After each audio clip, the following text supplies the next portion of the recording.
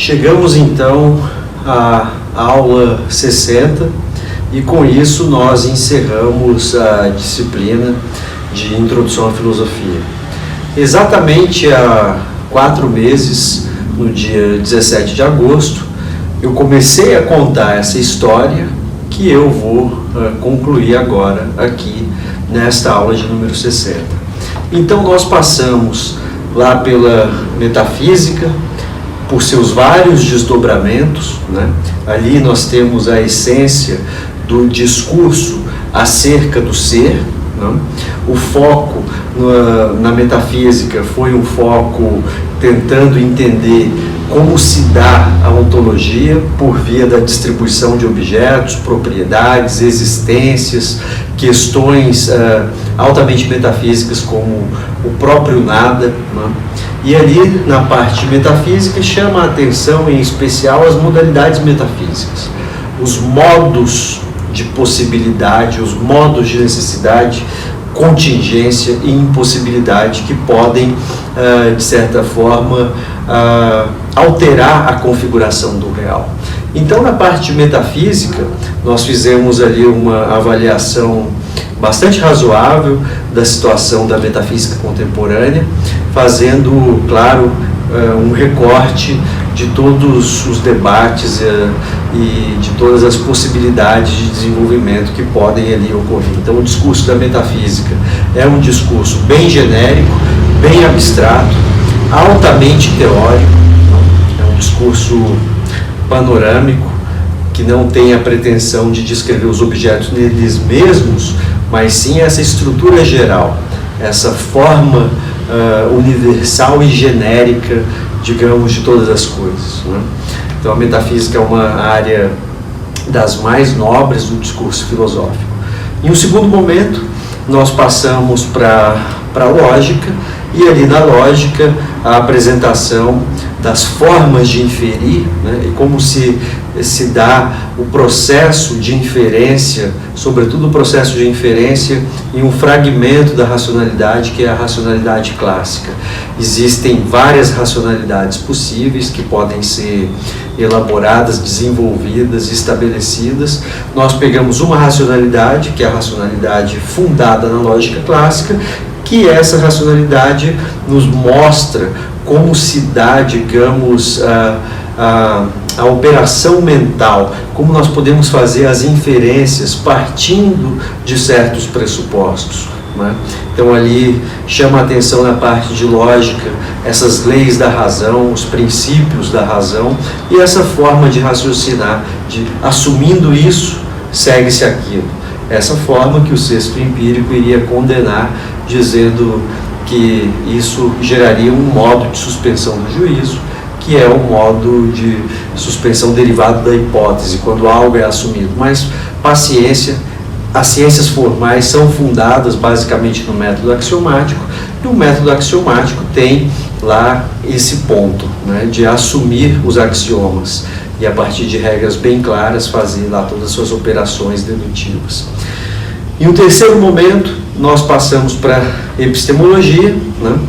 E na epistemologia nós avaliamos as formas de conhecimento, os tipos de conhecimento, com um foco mais claro e concentrado, sobretudo, no problema de Hume, também chamado problema da indução. Como justificar as inferências as inferências indutivas, né? Como que nós vamos conseguir raciocinar acerca do mundo sem ter que pensar que estamos lá conectados, aprisionados às inferências probabilísticas acerca do futuro, né? Então essa parte de epistemologia, ela gera imediatamente um conhecimento precário. Esses problemas epistemológicos dão origem a conhecimentos degenerados que nós temos acerca do real. E tudo isso, de certa forma, todas essas 3 áreas estão conectadas. Então, a contingência metafísica dos fatos, né? Essa contingência metafísica dos fatos gera um horizonte de mudança, de fluxo, de mutação, de devir constante, esse devir, nós escapamos a ele no raciocínio formal, que se dá na lógica, porque o raciocínio formal é a priori, mas quando nós tentamos conhecer o real, quando nós tentamos avaliar a realidade novamente, esse devir afeta os processos cognitivos e as formas de inferência que nós temos baseadas na indução.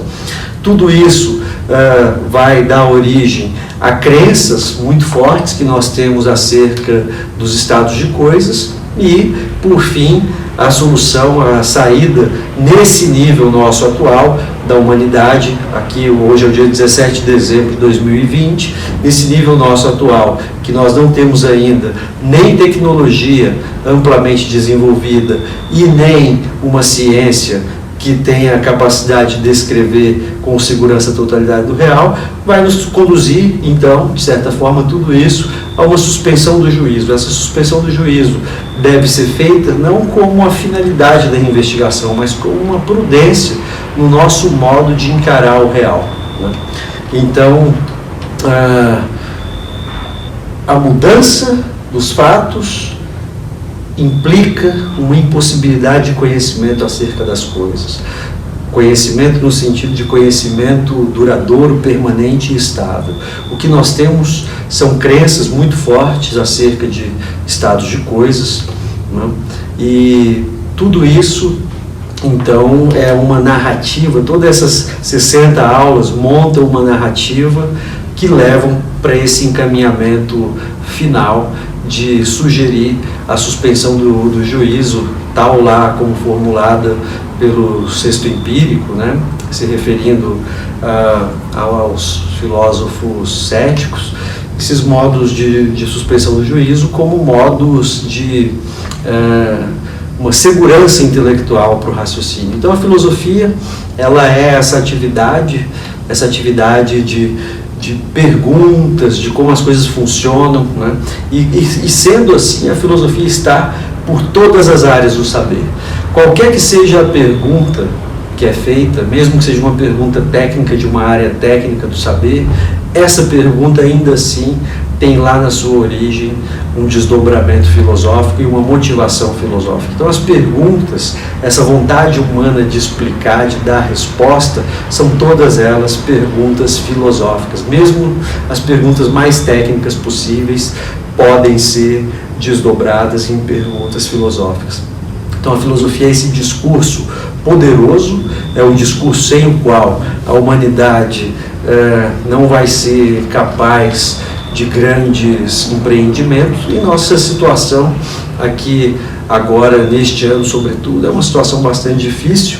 Nós enfrentamos essa pandemia, né, de coronavírus, pandemia de Covid, e isso aí mostra bem quem nós somos, né? Essas máscaras que nós usamos, essas máscaras mostram bem qual é a situação humana e mostram bem quem somos nós. Nós temos uma inteligência, essa inteligência se dá conta de todas essas dimensões do discurso, mas ao mesmo tempo essa inteligência se encontra em um processo enigmático, em um processo de finitude, em um processo então de alta complexidade, para que uma inteligência que aparece nessas condições vitais seja capaz de explicar exatamente e de forma última o que está acontecendo, o que é isso que nós estamos passando no universo. Mas a filosofia é uma das armas, ao lado de outras armas que nós temos, as ciências, né?